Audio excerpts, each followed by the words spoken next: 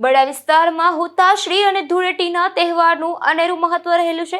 ખાસ કરીને દીકરાનો જન્મ થાય ત્યારે પહેલી ઉતાસણી આવે એટલે રંગચંગે અને ઉલ્લાસથી વાડ વેચવામાં આવે છે। તો જુઓ આ ખાસ અહેવાલ।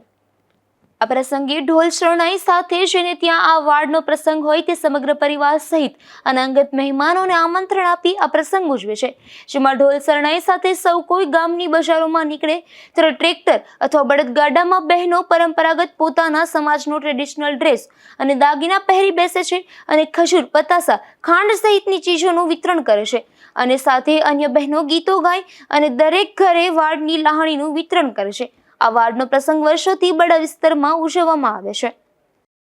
જય માતાજી, રામ રામ, સીતારામ, વડીલોને પ્રણામ।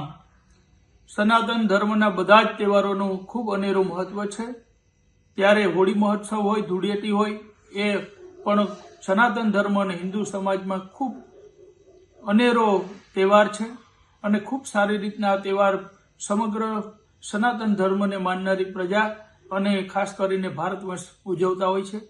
ત્યારે પોરબંદર અને ખાસ કરીને બરડા પંથકની અંદર પણ આ હોળી નિમિત્તે એક અલગ જ બીજી ખુશી પણ સાથે સાથે વ્યક્ત કરી અને ઉજવણી કરતા હોય છે। જેમાં દીકરાનો જન્મ થાય ત્યારે હોળીના દિવસે વાડીનું આયોજન કરવામાં ખાસ કરીને આવે છે।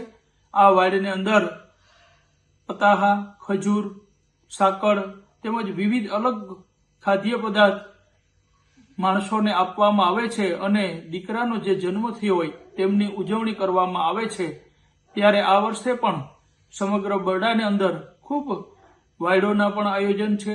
બધા હળી મળીને ખૂબ સારી રીતના હોળી મહોત્સવ ઉજવી રહ્યા છે।